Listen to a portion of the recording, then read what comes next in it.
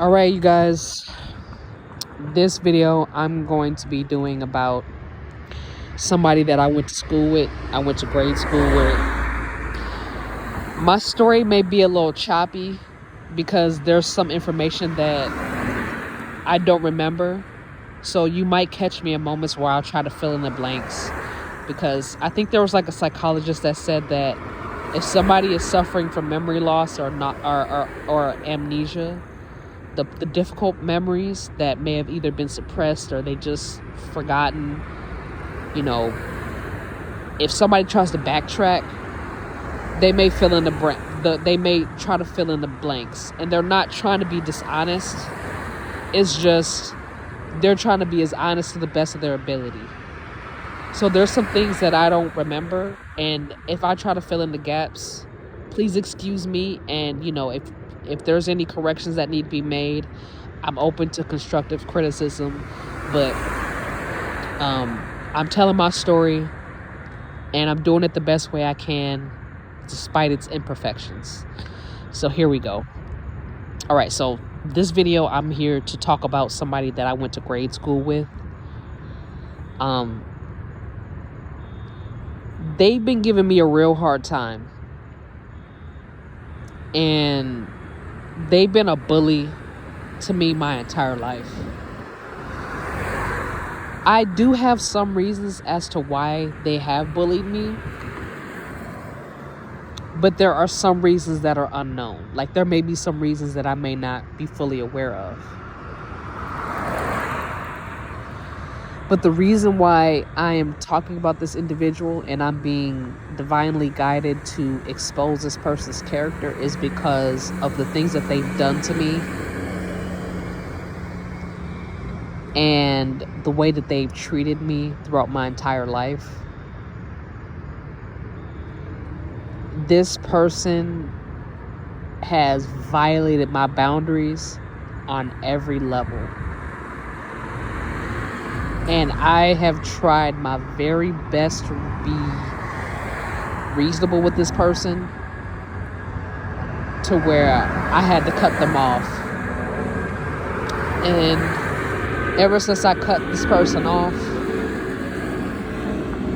they have been harassing me like every day. Even before the cutoff, they were harassing me every day. But ever since the cutoff, the harassment has escalated extreme, to the point where it's gotten to extreme levels of public degradation, public humiliation, human trafficking, and false imprisonment. The person that I am referring to, this person's name is Kristelle Walls. Now, I don't know if this information is exactly correct, but I think her birthday is July 6th, 1996. The information may be slightly accurate, but I know the month is correct and the date of birth. Or not 1996, I'm sorry, 1995. It might be 1996. If it is, then excuse me again.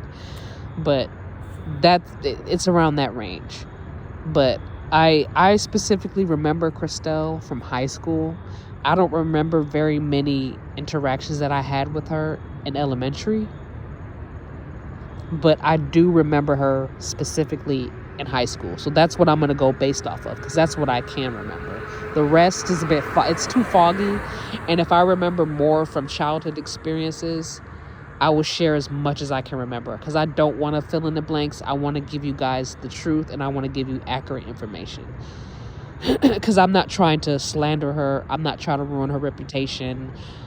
I'm being guided by the divine powers that be to expose her character.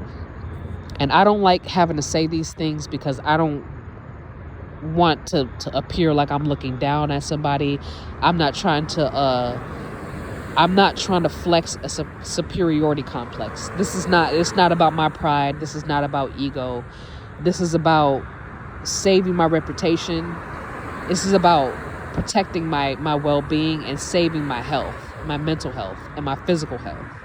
This is about me getting better, getting past this experience and moving forward. And that's it. And she is blocking me from moving forward. She's sabotaging my success. And she's been doing it long enough to where if I continue to just be silent about her behavior and I continue to just let it slide, she's going to do this for the rest of my life.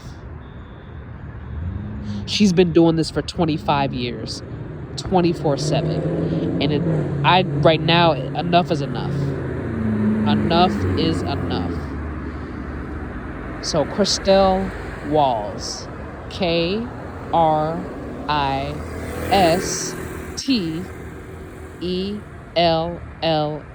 Kristelle, first name, last name, Walls, WALLS.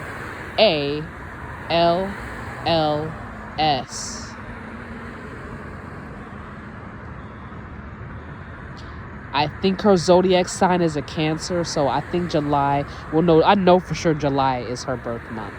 Now, the day and the year, I'm not 100% sure on. It's definitely either 95 or 96. And I don't know if it's the 6th. I think it is. It might be the 5th. I think. But I'm not 100% sure. But I know she's she went to Nimitz High School, just like I did. I went to Nimitz High School. I remember her from 9th grade because she and I were in tennis together. So from 9th grade all the way to 12th grade, she and I attended the same high school. Chester W. Nimitz 9th grade campus, Nimitz Senior High School campus. All throughout those 4 years of high school, she and I attended the same school. And 9th grade, she was in tennis. She was in the tennis class with me. 10th grade, she wasn't in the class, but she was still on the team. And I think 11th grade, she might have quit. I think she quit 11th grade year. I'm not really sure. So she was on the team 10th grade year, and then 11th grade year was when she quit. But she would still come out to the tennis courts occasionally, and she'd play, rally it up, and it was just that. But she went to Nimitz High School, and her picture should be in the yearbook. It should be in there. If she's not in the yearbook, then she may not have been there, or maybe she found some way to get removed from it. But if you ask anybody from the from my grade or from my graduation year who Kristelle is, they know who she is. This feels very foreign to me to speak like this because I'm from the hood, and snitching is like a no.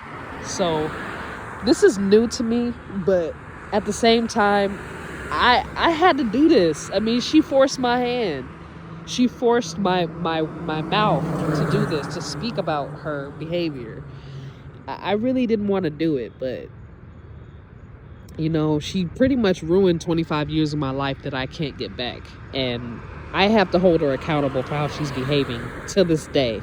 I mean, it'd be one thing if she, did it and then she just stopped and she left me alone. But her behavior has gotten worse over time. And it's getting worse. It's not getting better. She's getting more, she's getting more clingy. She's getting more obsessed. She's stalking me more often. She's harassing me more often. And she forced me to make the difficult decision by exposing her.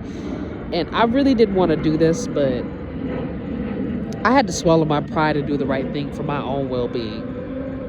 Because she tried many times to murder me in cold blood, and she's just been able to get away with it.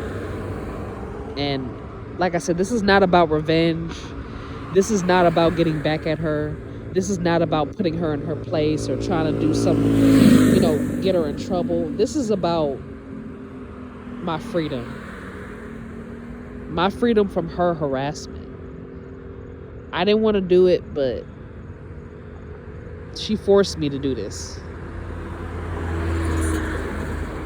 She forced me by harassing me all the time and being disrespectful and putting her hands on me and hurting my children. She forced me to do this. She forced me. Okay, but aside from that, I am being divinely guided though. So this is not just about her. This is not just about me. It's about, I think this is about waking people up, you know, to how far bullying can go if it goes unchecked.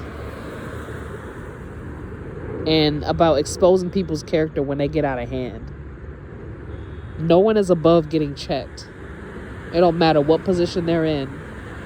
If they let that power get to their head and they start abusing their authority, they have to learn lessons just like everybody else. And just because they're desperate, that doesn't mean that they should escape accountability. No one wants to get caught doing something they're not supposed to do, but if they don't have a handle on their emotions and they're not willing to go get help, to seek professional help if they have a mental illness, there's only one thing left to do, which is to expose their character. And then letting a higher power handle the rest. That's it. That's simple. It's very hard to do because a lot of us have been poisoned with this unrealistic ideology of snitching. And the reality of it is, when somebody's hurting you and they're trying to kill you, you can't always handle that yourself, because some people are above the law. And what I mean by saying some people are above the law is they have a lot of power, and a lot of times they're able to escape consequences that they know they deserve. You know, it's like, you know, like a kid that misbehaves badly and they're acting out and they're hurting students and they're putting their hands on the teacher and they're just out of control, how they have to be dealt with. Adults get like that too. And if they have a lot of power and they're able to escape consequences when everybody else has to face theirs, that's unfair, unruly, unconstitutional. And people suffer because of that. So I know that America tries its best to avoid having dictators and power and stuff like that, which I feel like we could do a lot better at, you know, managing, but that's besides the point. We do our best to make sure that people are like that are not in power so that we can benefit from their leadership. So that we can benefit from the connections that we have with them and interactions that we have. It's a mutual benefit. That's what it's supposed to be. And if it's not mutual and somebody just decides to help somebody or benefit somebody without getting anything in return, that's a bonus. You know, but it's not supposed to be parasitic to the point where children and innocent people are constantly in captivity, constantly getting exploited, constantly sabotaged, and not getting to a point in their life to where, you know, where they deserve to be. So when things like that happen, that's when it's time to start pointing the finger where it needs to go.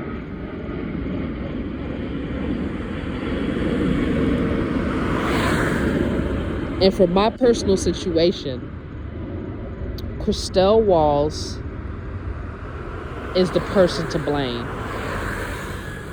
She is the problem.